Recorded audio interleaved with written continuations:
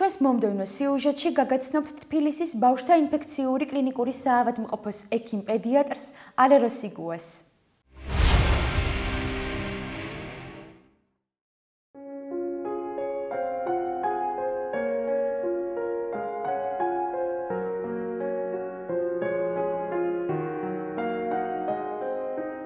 მისთვის ყოველი სამუშაო დღე პაციენტების მონახულებით იწყება.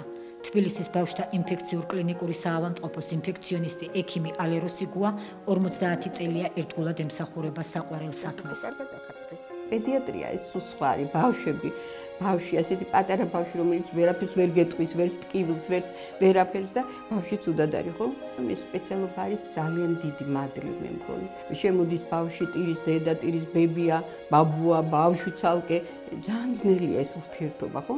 რომ შენს მიმართ დობაც აღუძრა, რომ ყველაფერი გააკეთო, ყველა დააწყნა, რომ ყველაფერი, მაგრამ ეს ნამდვილად არ მეზარება. ალერო სიგუამ სოხუმის მე-11 საშუალო სკოლის დამთავრების შემდეგ თბილისის სამედიცინო უნივერსიტეტის პედიატრიის ფაკულტეტზე ჩააბარა. სწავლის დასრულებისთანავე დაიწყო მუშაობა თბილისის ბავშვთა მე-18 პოლიკლინიკაში. 77 წლიდან დღემდე მუშაობ აქ. ჯერ ვიყავი ექიმი რეანიმატოლოგი აქვე განყოფილებაში და შემდეგ გადმოვიდი ექიმ ორდინატორად. ამდენი წლის განმავლობაში ძალიან ბევრი ბავშვი გადამირჩენია. მოწოდებით ვარ ექიმი. ჩემთვის არ არსებობს დრო და არ არსებობს შაბათი, არ არსებობს კვირა. ეს საავადმყოფო ერთი პერიოდი, მთელი 4 წელი იყო დაფინანსების გარეშე და მე უფასოდ მუშაობდი. იმიტომ რომ მე მიყვარს ჩემი პროფესია და მიყვარს ბავშვები. მე ვერ წარმომიდგენია რომ ავადმყოფს რამე გაუჭირდეს და მე არ მოვიდე. ამ ადამიანზე მე მხოლოდ დადებითი შემიძლია ვთქვა, ეს არის არაჩვეულებრივად თბილი.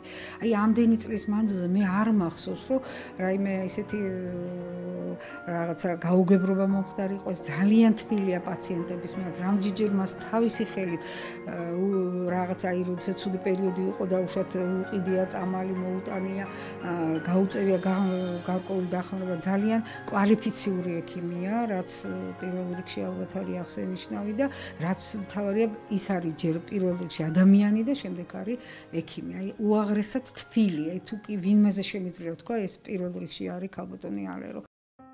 ბავშვებიდან განსაკუთრებული მუსიკალური მონაცემებით გამოირჩეოდა, მაგრამ მაინც ახლობლების რჩევის მიუხედავად მუსიკას მედიცინა ამჯობინა. ცნობილი სოხუმელი ფარმაცევტის ალექსი სიგუას ოჯახში გაზრდილს სხვა სფეროში თავი ვერც წარმოედგინა. მამა მყავდა ისეთი, რომლისთვისაც დღე და ღამე არ იყო, ის ემსახურებოდა ჯანმრთელობის საქმეს და გაჭირვებული რომ მოვიდოდა მასთან, თუ საჭირო იქნება გააღებიებდა იმ საწოლზე, კიდე წამალს გამოუტანდა და მისცემდა.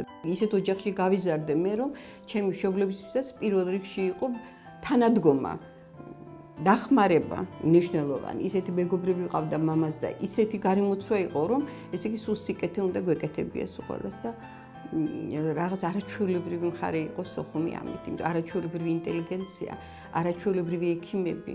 ჩვენ ორნიდანი ვიყავით, მესამე ძმა გვყავდა, რომელიც ყივანახველით მოგვიკვდა 3 წელი ნახევრის ასაკში.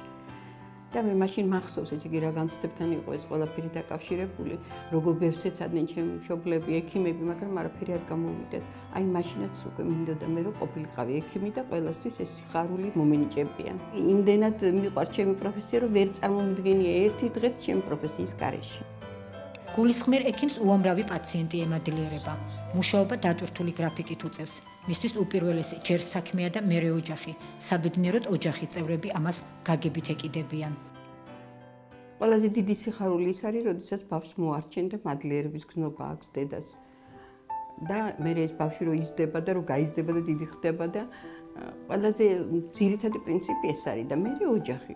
გასაკვირველია, მყავს 2 შვილი, მყავს ბიჭი და გოგო, ვაჟი, ეკონომისტია და გოგონა არის ფილოლოგი უნივერსიტეტში, ასოცირებული პროფესორი. ისინი ბავშვობიდანვე შეჩვეულები არიან და ამიტომ ისინი ცდილობენ მე ყოველნაირად დამეხმარონ. ჯერ მეუღლე მყავდა არაჩვეულებრივად კარგი მეუღლე მყავდა გიორგი ვარდოშვილი, რომელიც როცა თვითონაც ცუდად რო იყო მეუბნებოდა, შენ ვერ დაისვენებ. წადი, ნახე შენი ამამტყობები თუ არის, მე ვიცი რომ მთელი ღამე ინერვიულებ. ასეთი მძიმე ამამტყობი, გულით ამამტყობი იყო ბოლო 4-5 წელი, კაცი გვერდში მიდგა ყოველთვის. შემოვედით ჩვენ მწვავე დიზენტერიის ინფექციით. მესამე დღეა განვისწრით სტაციონარულ მკურნალობას, ქალბატონი ალეროს ძალიან დიდი კმაყოფილები ვართ და მთლიანად მე პერსონალის ჩვენს პატარას მაღალი სიცხეები აწუხებდა და კურნალობდით სახლში. გვეგონა ხან კბილები, ხანის ისტერიული ტირილით წამოვიყვანეთ და აღმოჩნდით ნაწლავური ინფექციით. ალერო ექიმი ძალიან ყურადღებიანია. ჩვენ პატარას სულ თავს ევლება. კარგად ვართ და გასაწერად ვართ უკვე მზად. ქალბატონი ალერო არის გამორჩეული თავისი პროფესიონალიზმით, თავისი საქმისადმი მიდგომით, არის ძალიან კარგი ექიმი, ძალიან გულთბილი ადამიანი და მინდა გითხრათ, რომ წელს ქალბატონი ალერო ჩვენ ყოველ წელს აგვაქვს ესეთი დაჯილდოება ექიმების და ქალბატონი ალერო იქნა დაჯილდოებული როგორც წლის საუკეთესო ექიმი.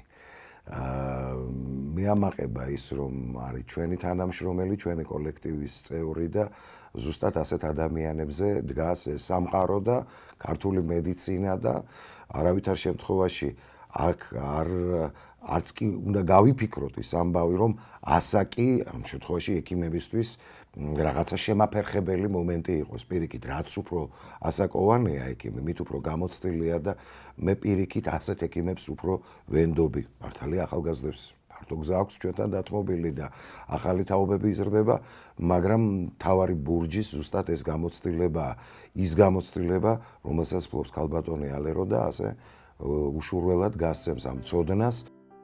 წარმოშობით სოხუმელი ქალბატონისთვის აფხაზეთის ომზე საუბარი მეტად მტკივნეულია. 1993 წელს დედა მომიკლეს სოხუმში. დედა იყო რეპრესირებული ოჯახიდან. ჭავჭავაძის ქუჩაზე ცხოვრობდით ჩვენ, ქონდა სახლი, ეზო ქონდა არაჩვეულებრივი, სულ ყვავილებით მორთული ეზო და დღე-დღე ეზოში უვლიდა ამ ყვავილებს, ამ ყველაფერს და ამ ეზოს დატოვება სახლის მირჩევნია მე ვაშკაცურად მოვკვდე, ვიდრე მე ჩემი საკუთარი სახლი დავტოვო, იმიტომ რომ მე ეს გამოცდილი მაქვს. და 1993 წლის 1 ნოემბერს შევიდნენ ამე და მოკლეს დედა და დედასთან ერთად იყო ამონტყოფი ვარა გუგუშვილი.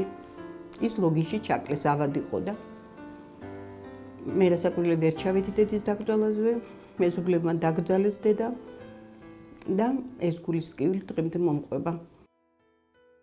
ქალბატონი ალერო განცდილის მიუხედავად დიდი სითბოთი იხსენებს მისი ოჯახის ურთიერთობებს აფხაზებთან და ამბობს, რომ უცხო ძალის მიერ წაქესებულმა აფხაზებმა ტრაგიკული შეცდომები დაუშვეს. მამას მაგალითად მეგობრები ყავდა აფხაზები, ძალიან პატივსცემდნენ მამას, იმიტომ რომ ძალიან კარგი დამოუკიდებლობა ჰქონდა.